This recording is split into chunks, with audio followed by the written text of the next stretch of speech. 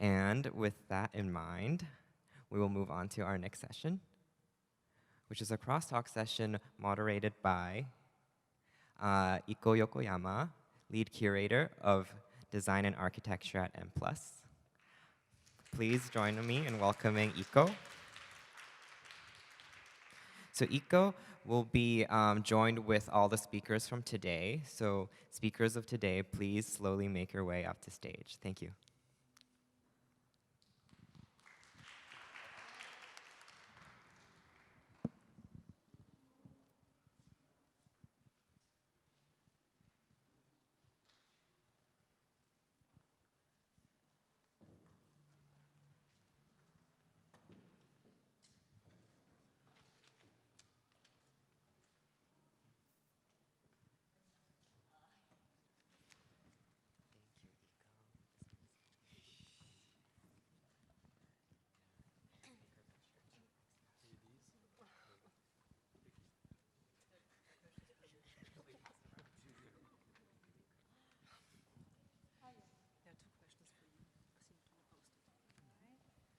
Hello, thank you everyone for the gorgeous presentation, and thank you Chat, Shinchi Mizuki, for inviting.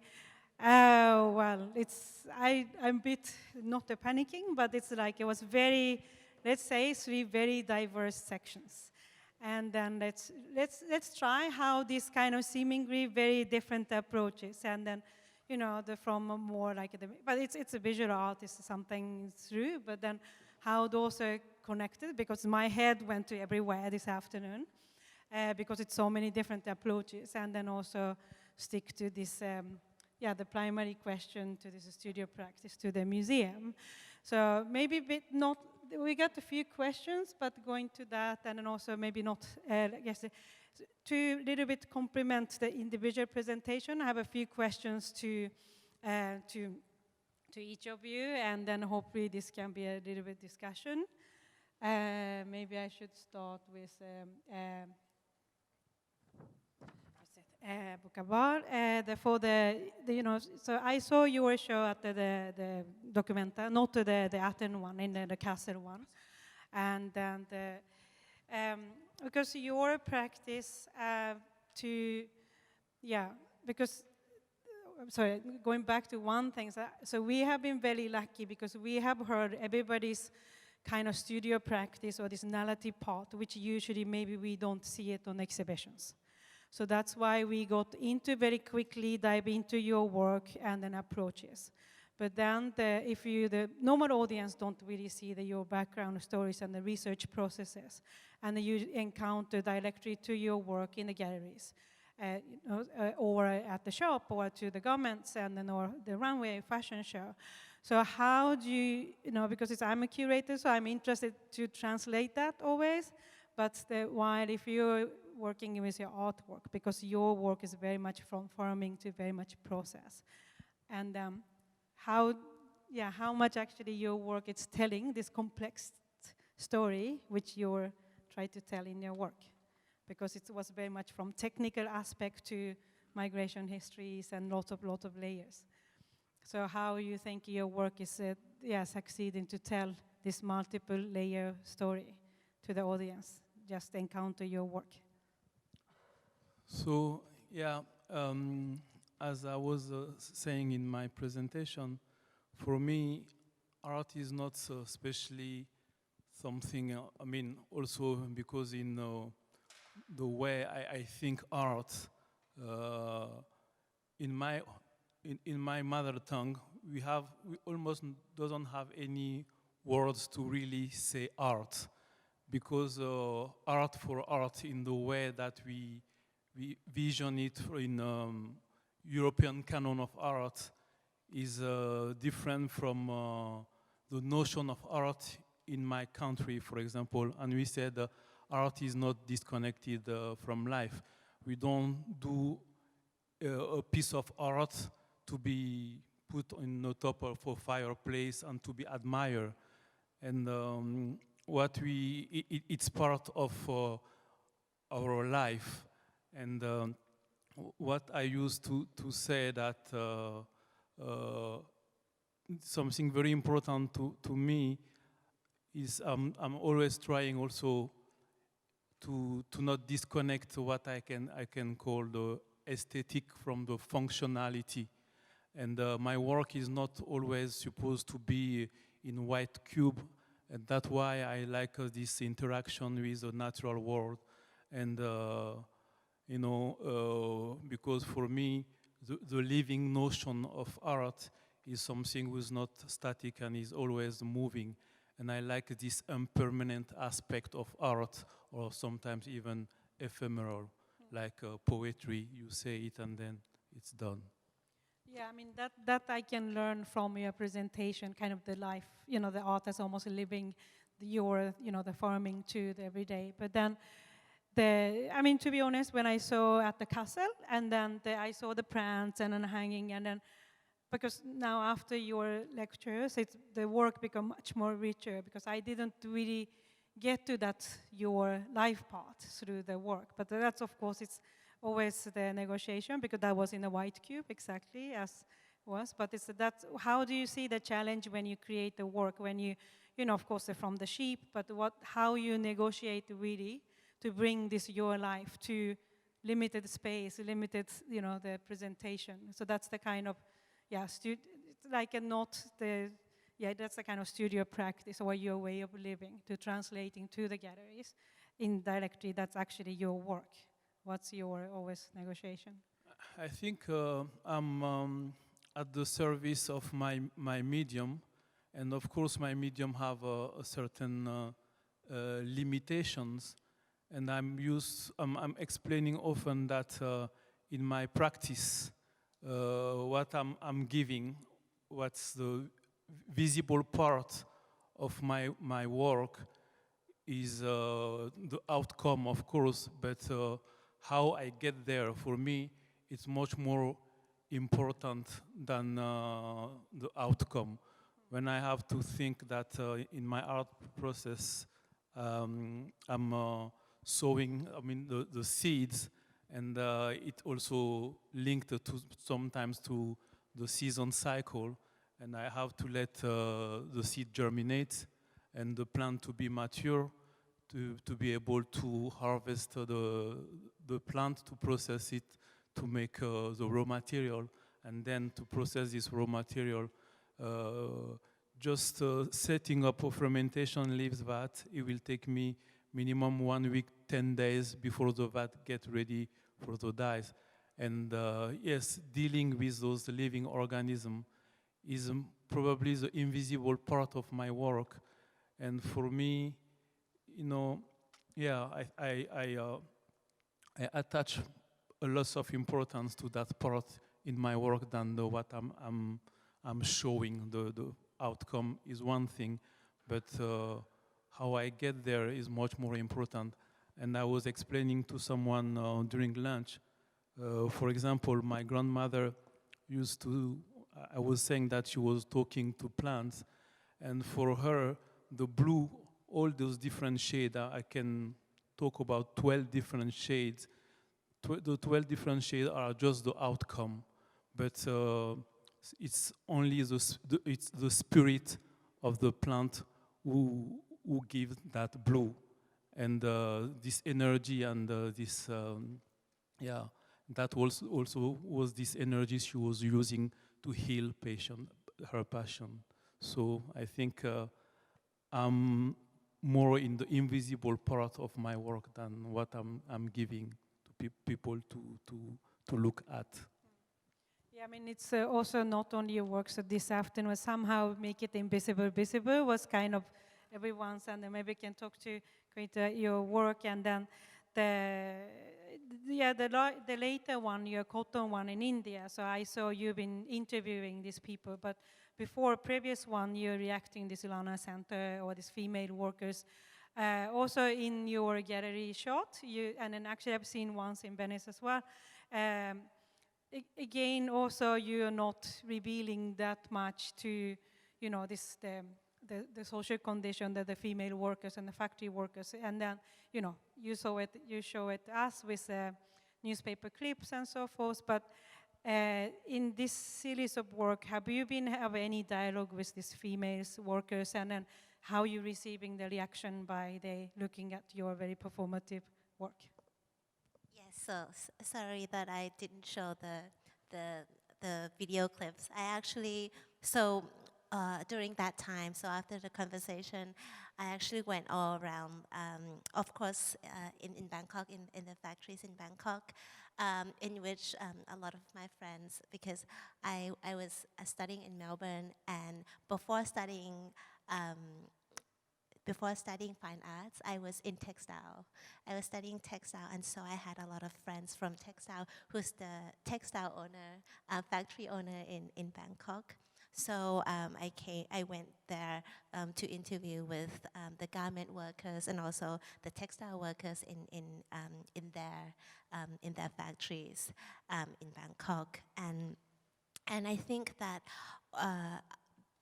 The most important part for me is that my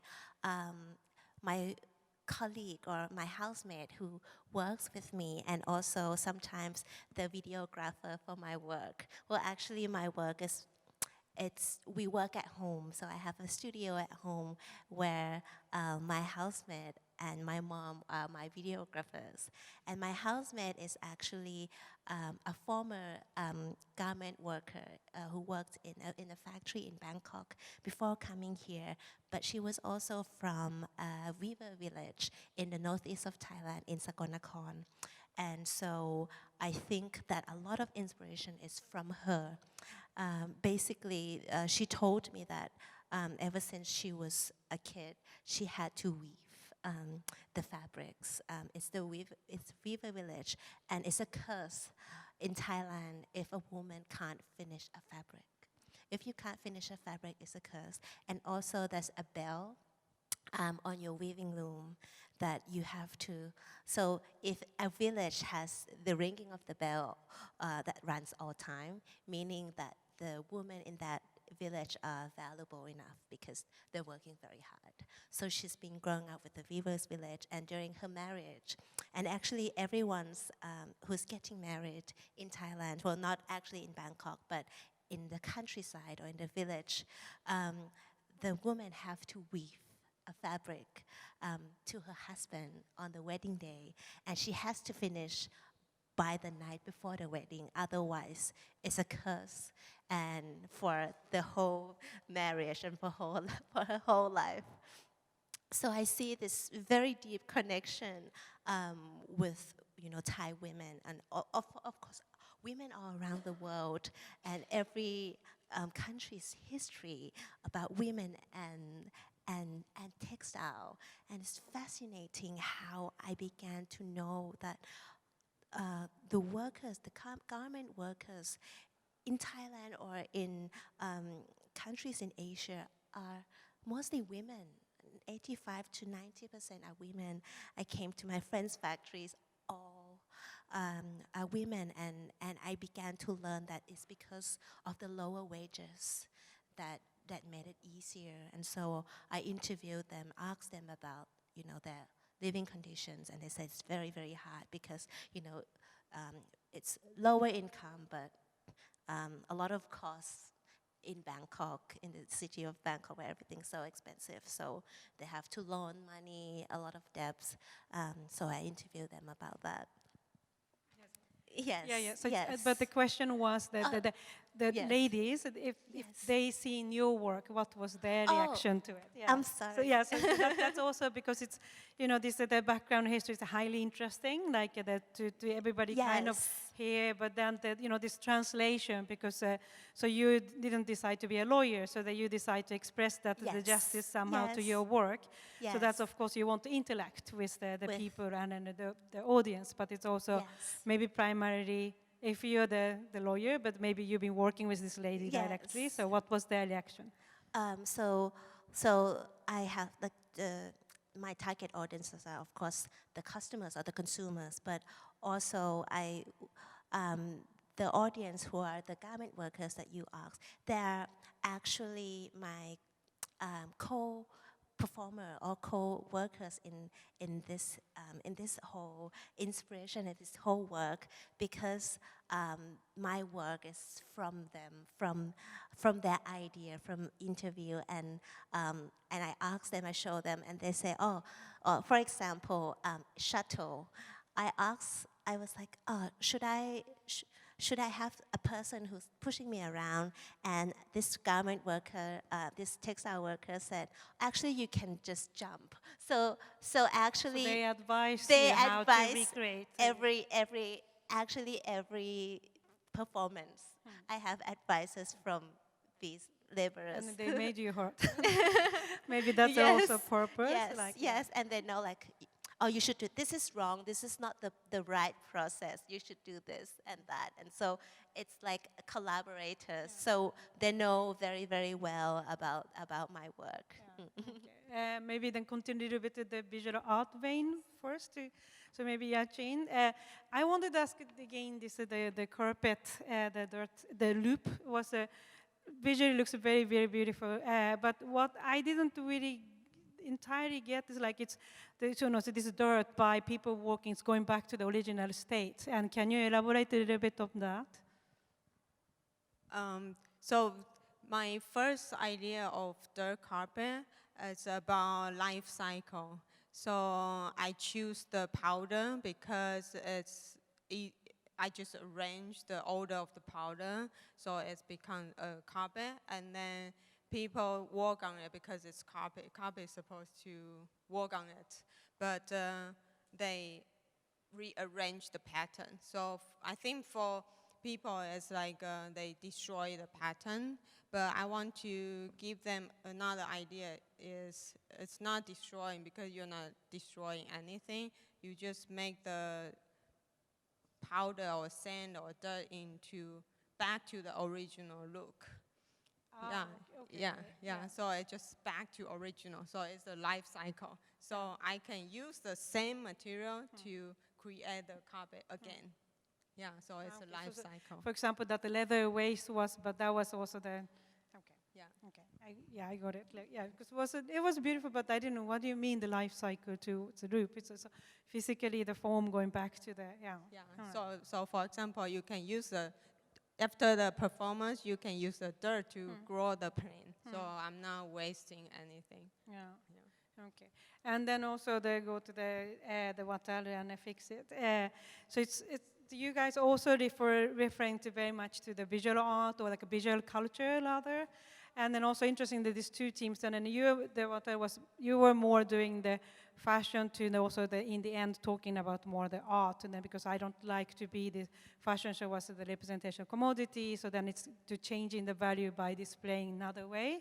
And then while the Fiona and their kind was the other way around, starting more like art and then went to the kind of commercial. So I think it's a very interesting way both are reference to that. And then what I wanted to ask from Fix It a little bit was if you remember this farmer series, this was this upcycling the fabric, and then actually I forgot to actually have one, and I should have brought it. But it was like it's a catalog. It's in the if you want to order the season one, and look like a kilt and patchwork, and then actually. So I was kind of expecting maybe I will get a very random one of the kind things, but it is the if they have like a peacock green and dark green, and then you get exactly same pattern.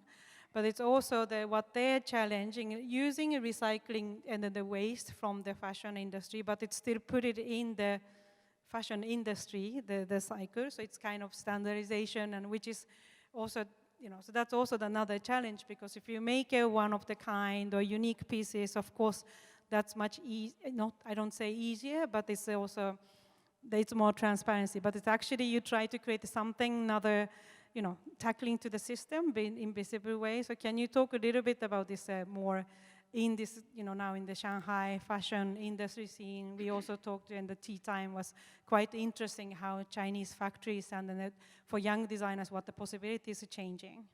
Yeah. So definitely one of the challenges for us was with these kind of like upcycling, sustainable items, was for it to exist like outside of the concept or outside of the studio, and as you say, really go back into the system. And yeah, there is challenges with that.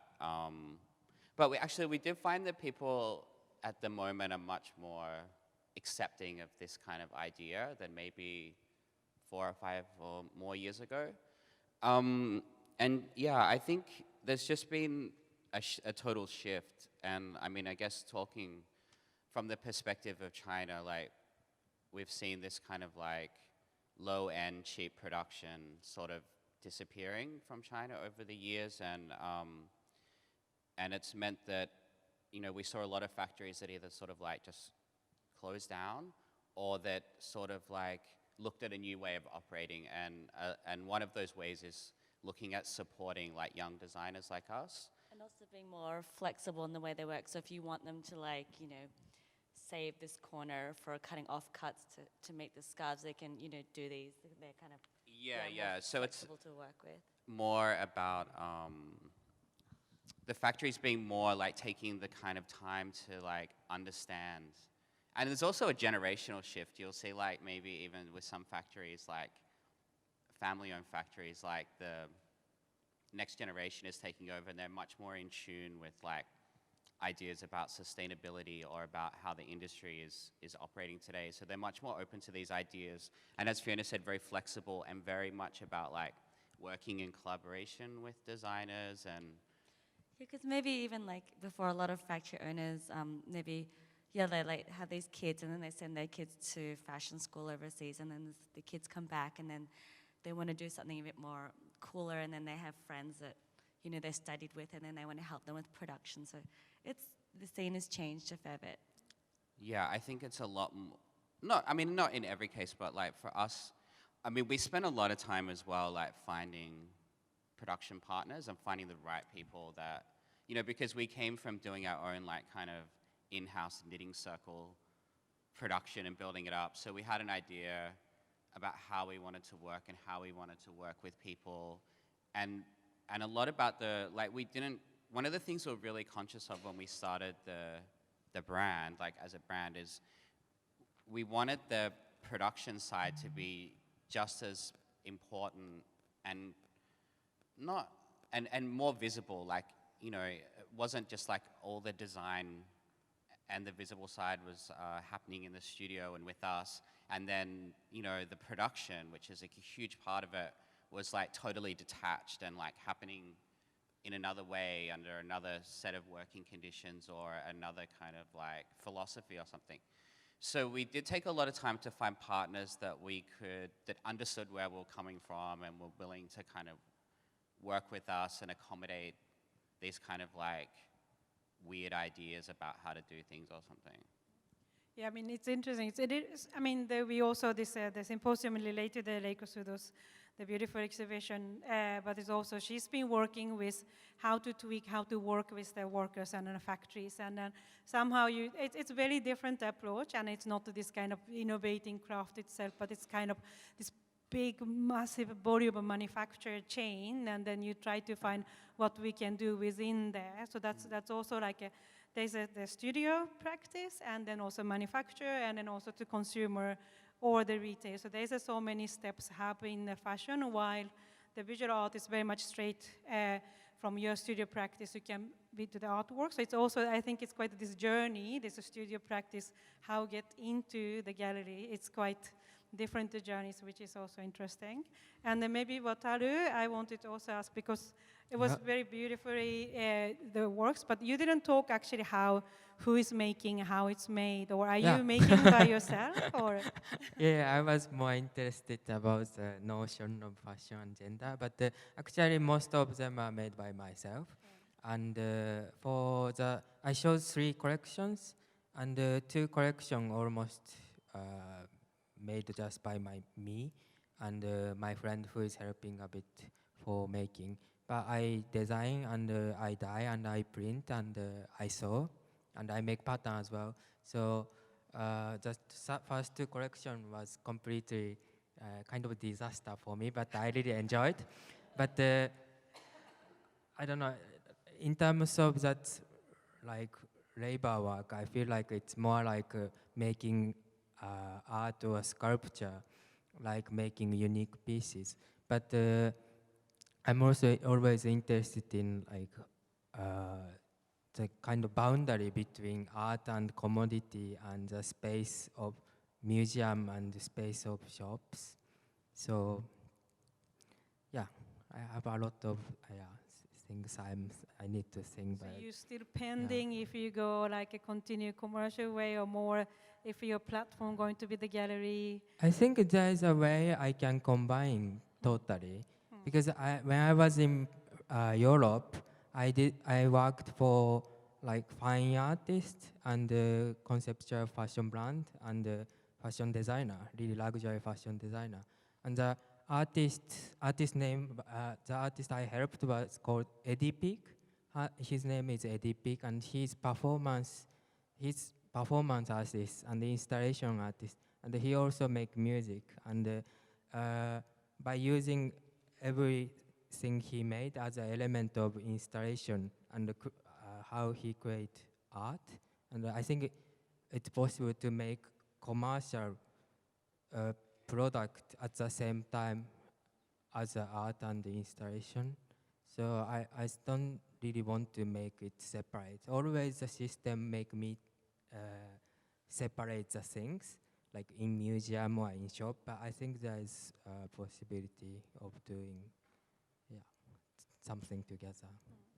Yeah, I mean, it's really been many, maybe to Colin, you're the academic, and then also here, so I mean, of course, you have a very specific subject you're interested in, the research area, but, so you have seen last 2 days seemingly very different approaches, but we see clearly there's the common thread, but it is very different approaches. And then how do you, as a researcher, and then if you go just a little bit outside, not only Indigo world, or like how do you relate your research work to the very many different practices you saw last 2 days in kind of textile? Maybe let's say maybe you can go back to the studio practice, the gallery, but it's also you also see, because there's a very different economy, the mode to exhibit and the production. So how do you see some German, the studios was just only 2 left, or so there is a kind of certain economy evolution makes them to survive or not survive. So how do you see this kind of the preserving, but it's also you see the current practice like this, very from art to fashion? I think a very common topic would be sustainability, because I think I could see this topic in every artwork, and also from my research, it's always very important. And I think as human beings, we make choices every day, and the choices we make about what we eat, what we wear, what we buy, it really influence. It really has an impact on our planet. So for me, sustainability has a lot to do with awareness and mindfulness and respect. And so I think it's time. It doesn't matter if you're a maker or a consumer, but I think it's really time to develop more awareness and respect to the material, but also to our society and our environment. And I think that's something that connects all the speakers a little bit, at least.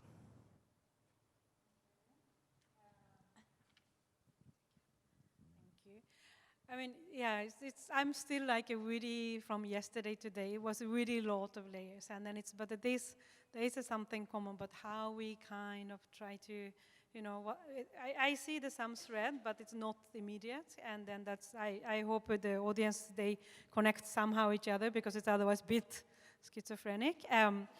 But I got a few questions, which is also try to ask for the avocado. It's about your sheep, of course. You got the question. So this is one. Isn't the ash in indigo bad to alkaline for sheep? I don't. Is it like ash? This first one. Ash? Yeah. Yes, of course. For me, the obvious thing when I did this project, I wanted to, of course, work with my medium because of its symbolic side. of color of protection, the celestial color. And in my belief, this is the color will link human being to the divine.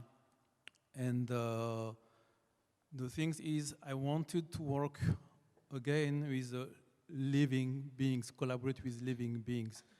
And animals, sheep, who's got fiber. And of course, it's a protein fiber, animal fiber. And working with alkali environment, of course, that's what we say always with not cellulosic fiber, but protein fiber need a lower pH, ideally, to not be too harsh for the fiber. But it doesn't matter really.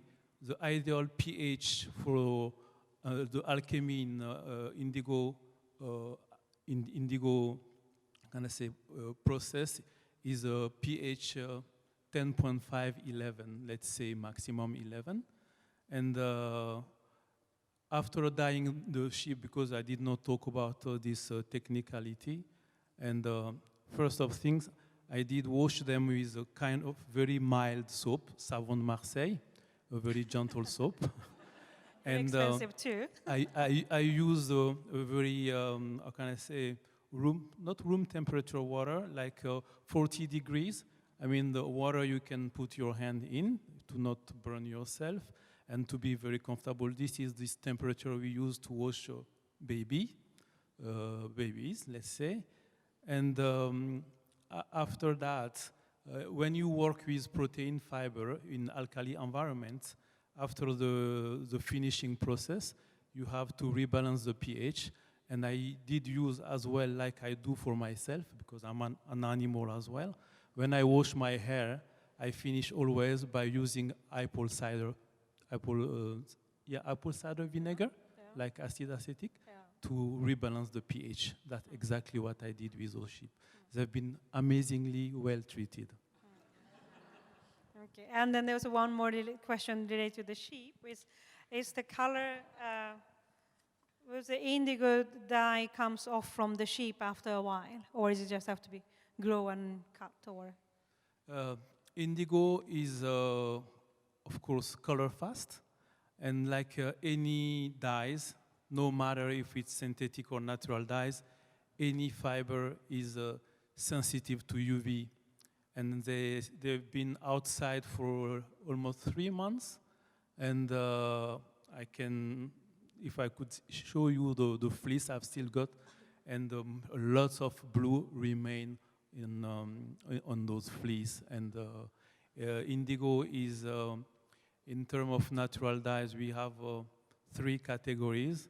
We have the additive dyes, where the color would need what we call mordanting to be able to fix the dye molecule on the fiber. So, and then we have a substantive dyes, and the substantive dyes are the plant who contain a natural mordant like tannin, and those doesn't need specially mordanting. And then you have vat dyes, and indigo is one of them. Vat dyes are those who react with oxygen to give the color.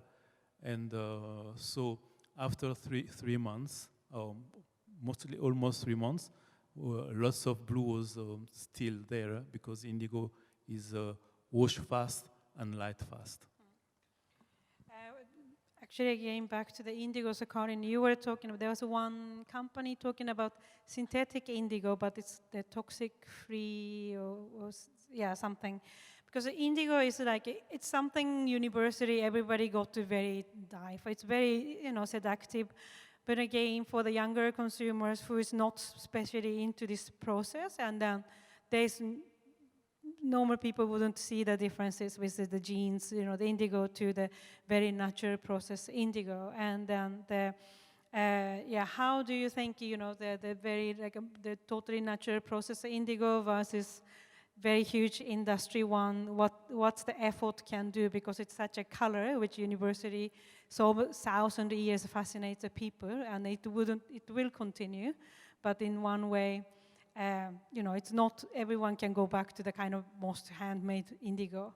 So it's because it's already humongous amount of indigo industry. So, of course, what you do as an artist is a very, more philosophical messaging out and then keep those alive. But if you are, let's say, asked to Levi's or whatever to, what can we do? What shall we do? What would you advise?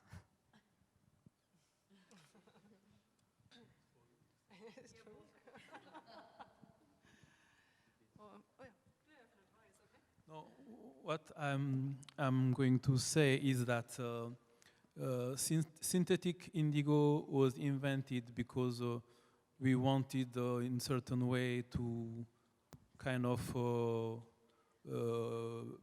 make color usable for the mass.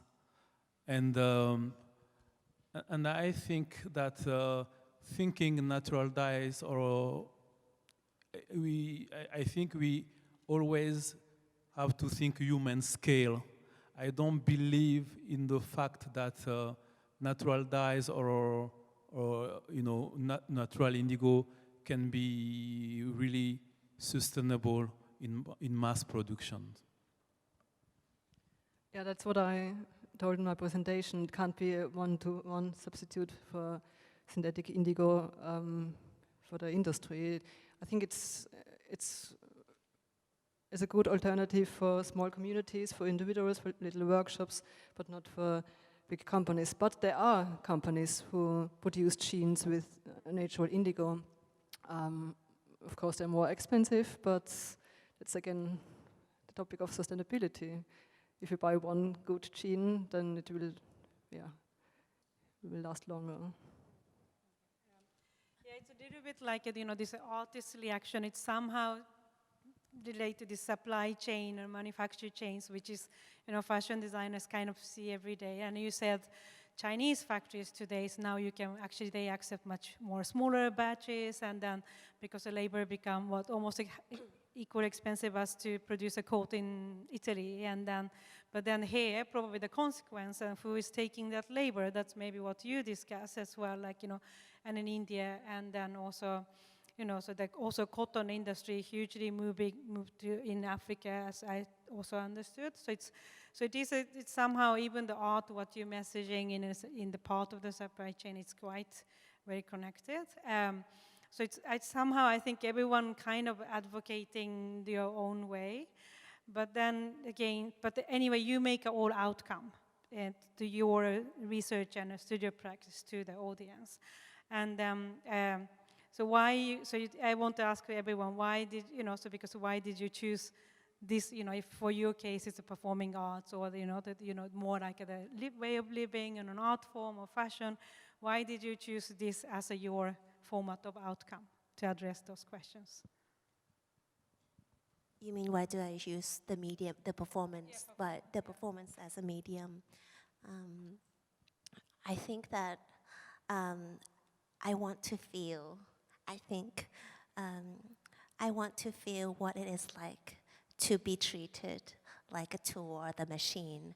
I want to feel what it is like to work repetitively and never stop ending for 5-10 minutes, or my longest work is 1 hour. So I want to know what it feels like. And I think that performance gives me the answer, so I can, I'm not working like the laborers who work repetitively every second of every day and nonstop, but at least I have a glimpse of that feeling of being treated like a machine. Maybe you can do research Why I choose art form? I guess it's because when you're thinking outside of box and you make something different, people, if they tell you, oh, but it's not functional, you can say, yeah, of course it's art, it's not functional. Or it's not balanced, like left and right. If I make an outfit look like clothes, but it's not for wear, so of course it's not in balance. Yeah, I don't know. I like being an artist, I guess. Don't have to think too much like how can it be used, or in design where you have to consider so many different things. But of course, you have to make it more functional. It's for the soul, for the spiritual way. So first I chose studying textile design. That was because I thought in textile design it was possible for me to draw something, and it was also possible to make product out of it. So I thought it's possible to make something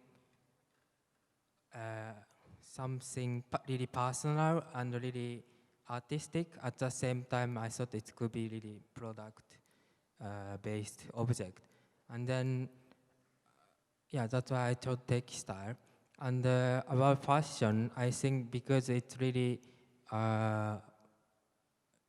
mobile, it's like for me moving art, like people wearing it and moving with it everyday life, and nobody notice about how they choose, like, and for me it's really important, like how people choose clothes for themselves, and for me it's really interesting. And so for me, like, ideal situation is like people wearing whatever they want without kind of carrying any kind of gaze. And for making that situation, I thought fashion and textile is the best way to express what I like and what I want and what I want people to wear as well. So that's why I chose, yeah.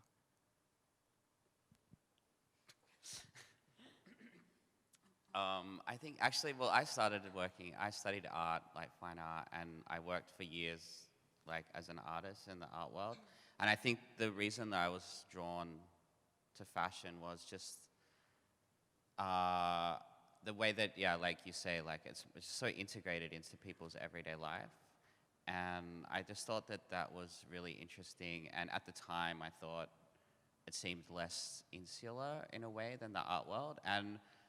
And I was also really excited about the way that you could touch on all these different parts of life, like through the manufacturing side. And when we first started exploring the idea of doing the label, that was all like really, really interesting, like, you know, visiting factories, meeting workers, visiting mills, like the whole kind of ecosystem, I just found really fascinating. And yeah, I think we just felt that we could reach a wider and a different kind of audience through fashion. So we did that. Yeah. I guess it was also in the beginning just something fun for us to do together. Yeah. Just so we could work together. Little did we know. Yeah, it just became something more proper. Also, but we have another 5 minutes or so. Like, there are also probably any question from the audience. No, quite shy. Okay, so there is Janice. Yes.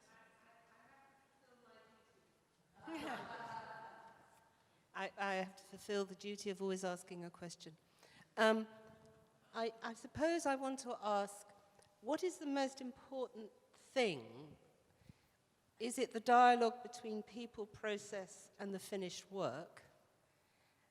And in terms of sustainability, how do you use your own sustainable livelihoods, given that yesterday we heard a number of case studies from museums who are also collecting for the future? Do you see that as part of a sustainable livelihood? Or is it more social collaboration and dialogic engagement with people? Everyone? I think living sustainability and so being aware of what you buy, of your own desire is very important, because I believe that the current problem that's happening nowadays with mass production or with fast fashion or with labor exploitation is because of our own desire as the customers, as a person, as a consumer. And I think that desire is dangerous. So it is definitely a topic that has hit me in the heart, and I would like to show how people's desire can affect not only the environment, but actually the human beings that lives on the planet as well.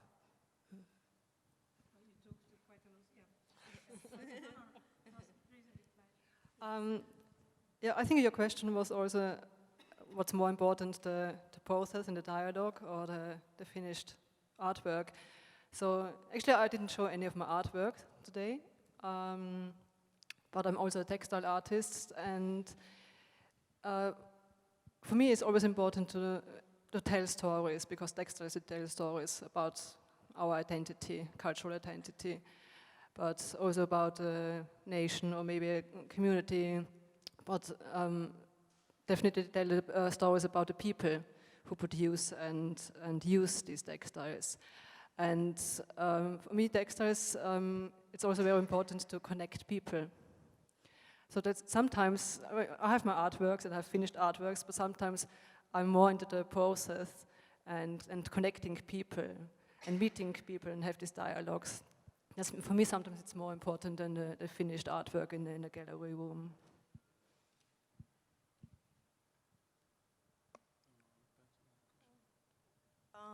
I think sustainability for me is more like a message. Like I have to always asking question. So sending out the message for audience to always think, not following the rule, or always asking yourself or asking other, how can we make the future better? Or because the world is always changing, so we have to always question to move forward. I didn't understand what exactly Janice asked. Like, she was asking about like sustainability and. 日本語で言うと、その作品がダイアローグの対話的なそのソーシャルプラクティスなのか、その外のものの成果物なのか、どっちのそういうプロセスの方が大事ですかっていう。成果物、だからその自分の作品の出たものではなく、その対話をクリエーションするのに、そのサステイナビリティっていうものを解決するには、作品としてか、その作品がその対話を。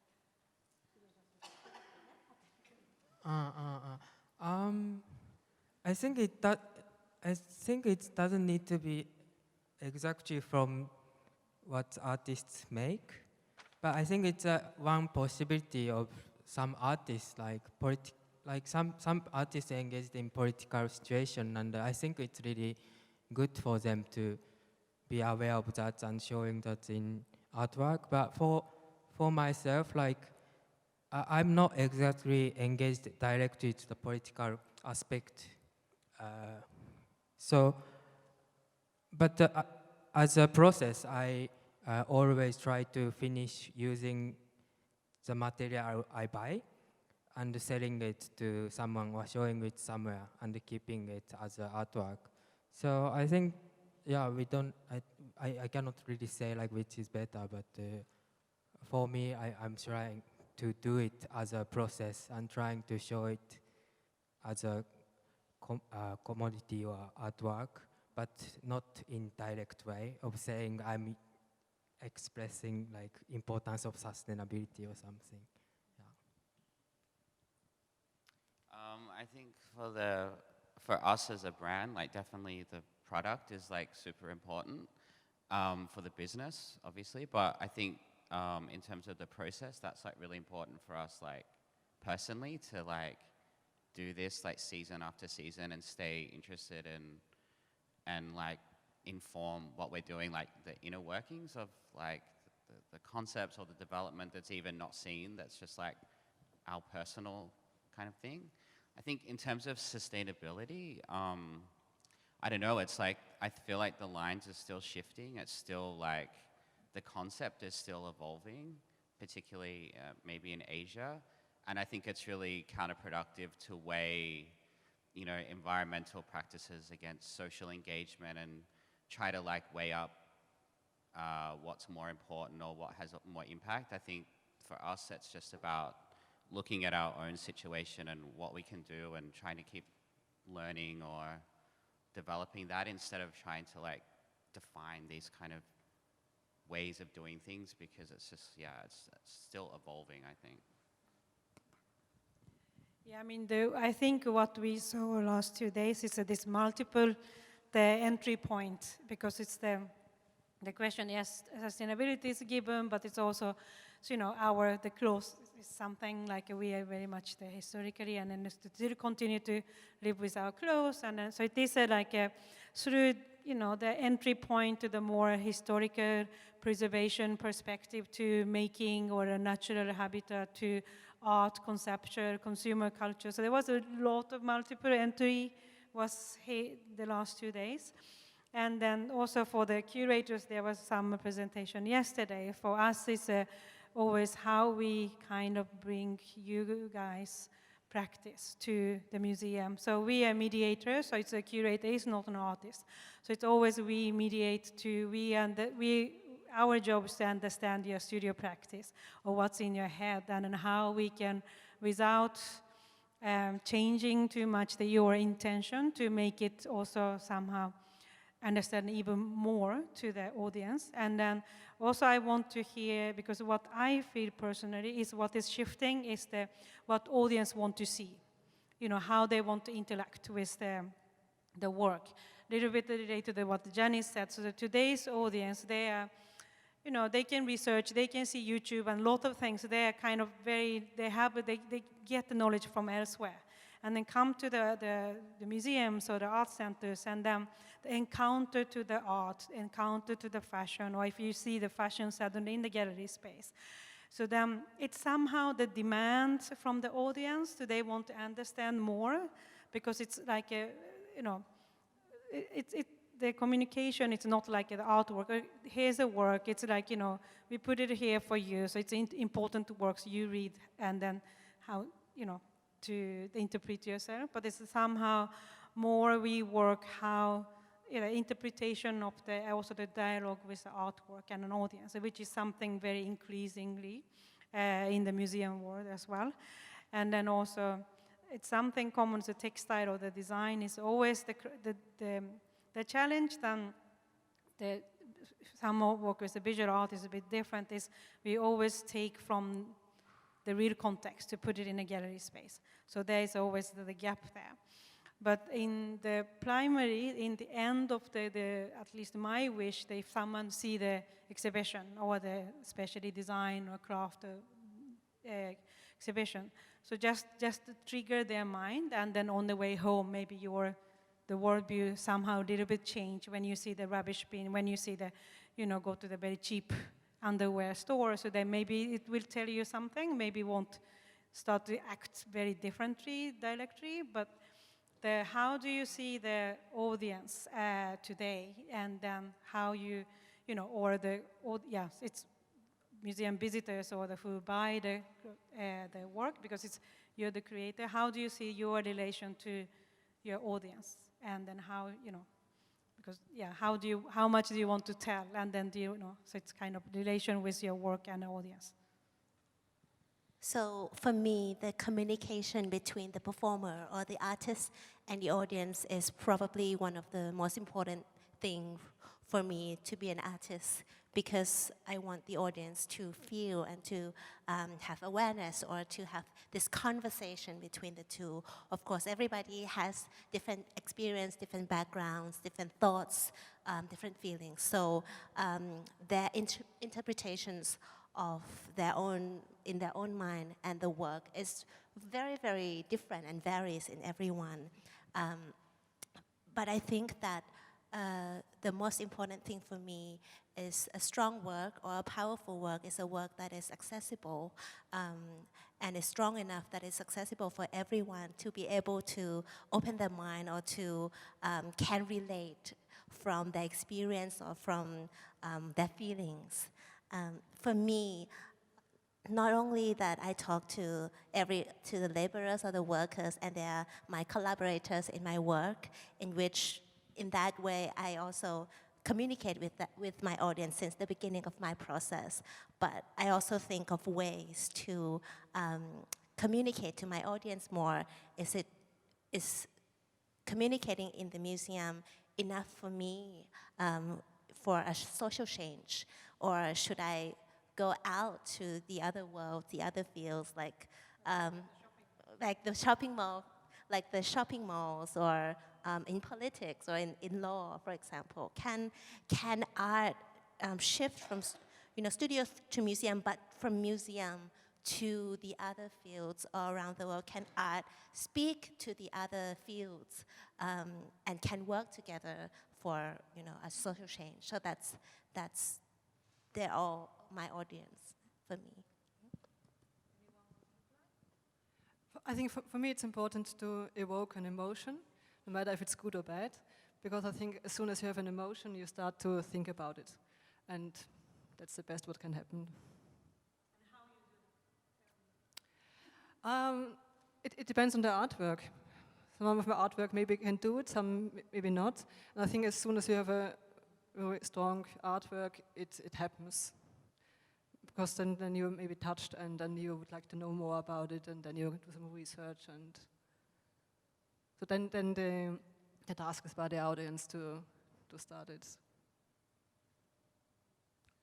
Yeah, for me it's about emotion as well, and I want to share this. When I introduced this ship work, and the people who did protest about the body of work I did, when they get in the room, and the representative did ask the question, and that the question was why I did this work with living beings, with animals, and they asked me, did the sheep did consent for me to dye them?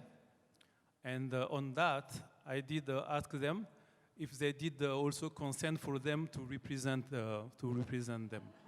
So, what I mean is that was emotion is. I mean, I did not want to go to the intellectual aspect of, talking about the fact that this tragic situation. I think every year there is over 10,000 Africans, young generation, who are trying to cross the Mediterranean to come to Europe, and fearless to be swallowed by the sea. And what I was translating or expressing in this body of work about human movement, and I think I did not kill the sheep. And one thing I have even to say, it was during Easter, and the Athens University of Agriculture is raising those animals to sell them during Easter, And my work did save those 54 sheep to be slaughtered for that. And this is if I want to go deeper in the explanation of what the sense of a body of artwork. And I think he should go more with emotion by giving maybe sense than trying too much to intellectualize. I don't know if that's talk to anybody, but this is how I feel emotionally about. I think there's many different kind of audience, so it's difficult to present our that can connect to everyone. So that's why I do community project as well. But it's the direct connection with people. So I think for me, the point is I'm trying to tell myself that every time when I make something, I'm honest to myself. And if I'm putting my heart to make something to show people, hopefully people can get that. And then they got the feedback after they go back. Yeah. For me, I'm very interested in how I interact with audience as designer or as artist, because for me, audience is sometimes one customer who want to wear my clothes. So I like thinking about the relation between me and space and the clothes and the audience. So I've never really made work with audience except the workshop, but I really want to think about future, my future works, and I want to collaborate somehow to work with audience to do something. So for me, I don't know. I really like thinking about like how I can. I mean, I like interact with audience directly or indirectly as designer and as artist.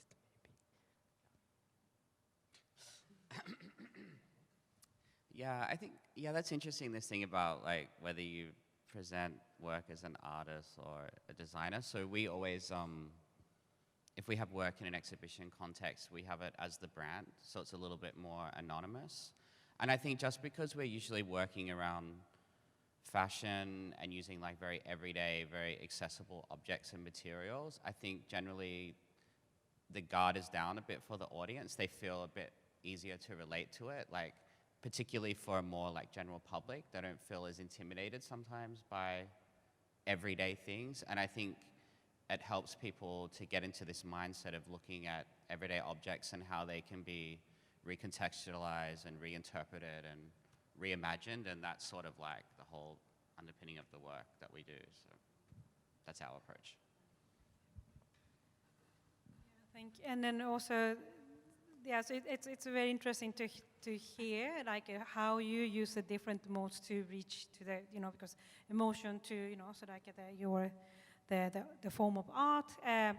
But also what I wanted to reach was the audience today. They want to see a little bit more how it's made, the back of, behind the scene kind of thing, because that's a kind of media makes us trained to be, because we can easily see how it's made. But artists are often very preserved to not revealing everything. And then also I think this exhibition, Mizuki challenged Reiko-san very much to this beautiful archive table work, and also the way of the installation, how fabrics are made. So that's also somehow negotiation with what the artist's intention wasn't maybe there, no, that's my own material, maybe wouldn't be interested. But it's somehow the audience today is very interested to, process the archives and the process material. And then if we revealing that, do you think it will be like, because you say the emotion, like so that's why I ask how to do that, because it's very, it's very difficult the point you place, and then if you show too much, and then it's, so then it's a very delicate balance. But if someone asks, would you be interested to show your work together with documentations and all process, how it's made and blah, blah, blah, and then will be kind of killing your work? Or how do you see, if I ask, okay, it's a group show here next year, I don't accept just an artwork. Everyone have to show your sketches and the process and all that. Would you be hesitant? I think I won't be hesitant at all. And in this modern society, if I talk about my process and my medium, it's not like of course, I'm going to the art supplier and buying my color. And of course, maybe I did not say much about the reason I'm doing also this work. There is, of course, this environmental issues. But my technique is also a kind of initiation. And I'm teaching, I'm working in this notion of transmissions. Because when I came also to do the work I was doing, it was a kind of lost tradition. And for those last 25 years, I'm working in the preservation and the reviving of this technique in West Africa. And by teaching, of course, I want to share my passion with the audience or the participant. Sometimes it happened to me by teaching. Then in the workshop, some people come to me and ask, okay, when I ask what's your expectation for this workshop, it happened to me to hear, so I'm here to know everything, because next week I'm going to teach how to make indigo dye. So the thing is how, even if I wanted, I can give to someone in a 3 days workshop something I've spent over 38 years learning. Yeah, I think also like the work needs to be more than the sum of its parts. And I think that sometimes the audience gets lost on understanding the process and the materiality, but actually there needs to be a place for the audience to also bring their own interpretation and like ideas and like curiosity to it. And I think exposing everything about the way the work's created and the concept and the process kind of kills that a little bit. And actually we prefer not to show that side, but particularly for public institutions, it's become more and more an important part of like the public program to have that kind of educational aspect or something.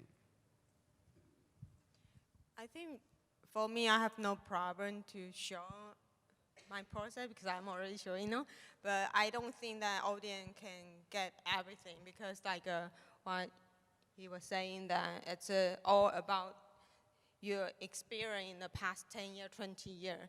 And I think I'm also taking it as a motivation that, okay, maybe you know all my process and you can go back to teach or you can do similar work as me, but I don't mind if you copy it. Like it's pushing me to develop myself so I don't repeat. So that's no secret. But on the other side, I think it's also important to keep a little bit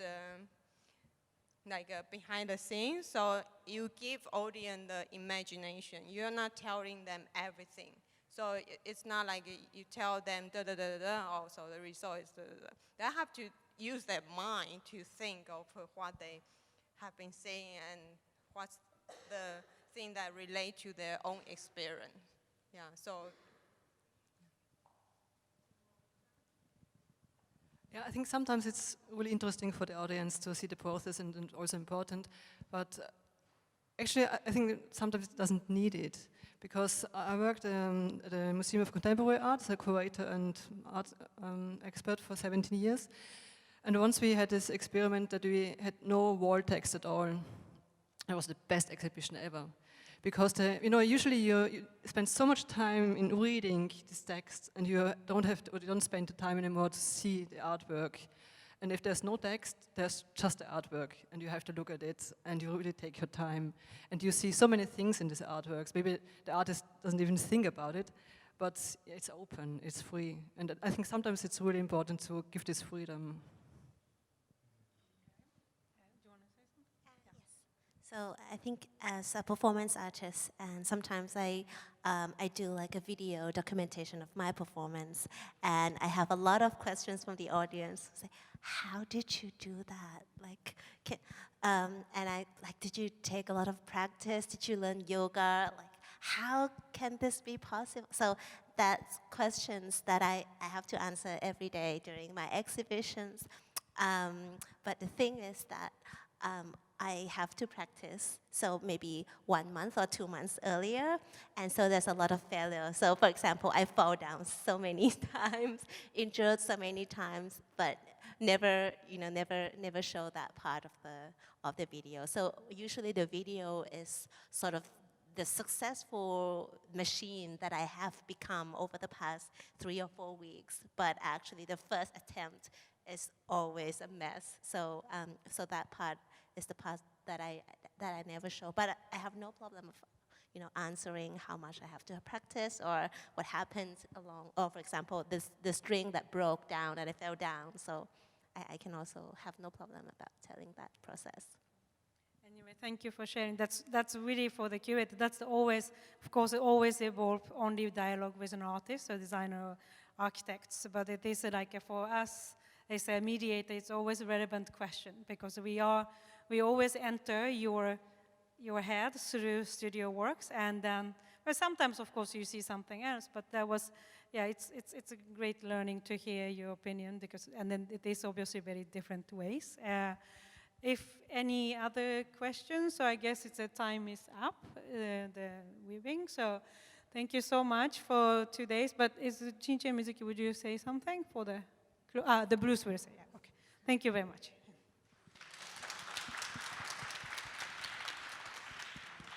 Thanks very much, Iko, and thank you all speakers for joining for this crosstalk. You may slowly depart the stage, so you don't have to be watched for this whole time. Yes, yes. It's always difficult to stop a great conversation, particularly as towards the end we were really talking about exhibiting process, this idea that we're really trying to tackle here at CHAT this season right now. So thank you very much for that conversation. And that wraps up our second day of the discussion forum. And with that, I'd like to invite our co-directors, Ms. Shinshin Teo and Mizuki Takahashi, for some closing remarks.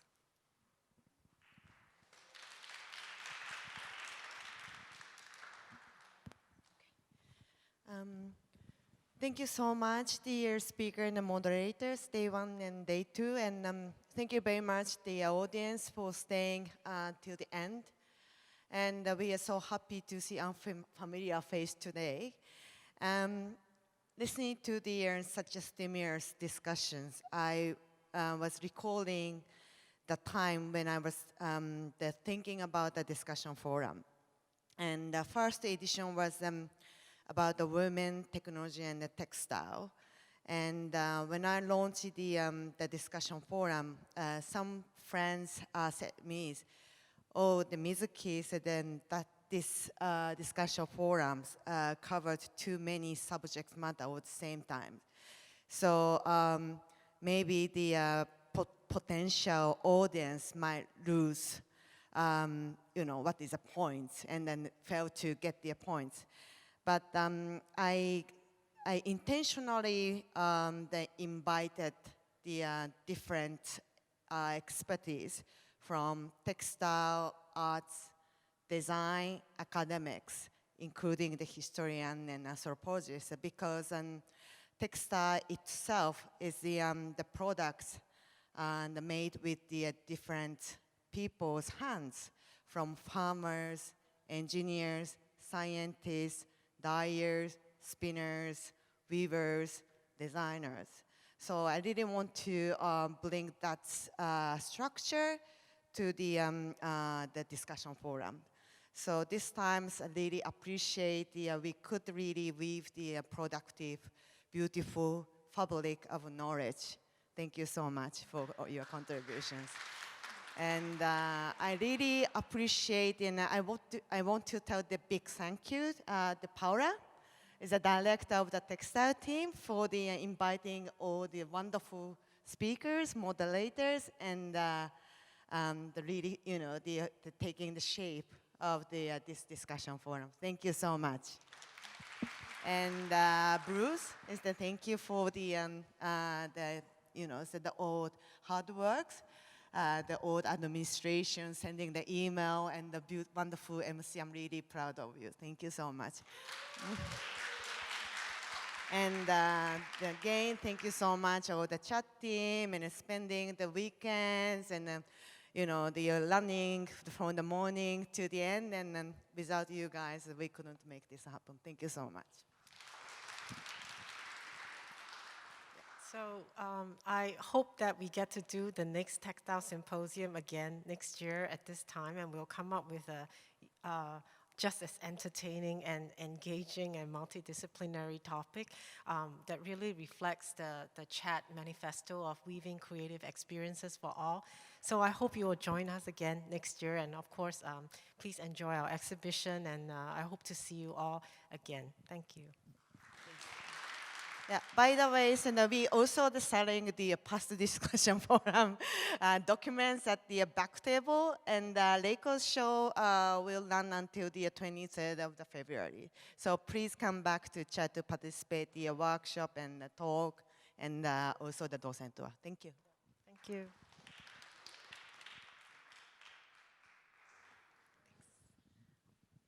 just a quick reminder that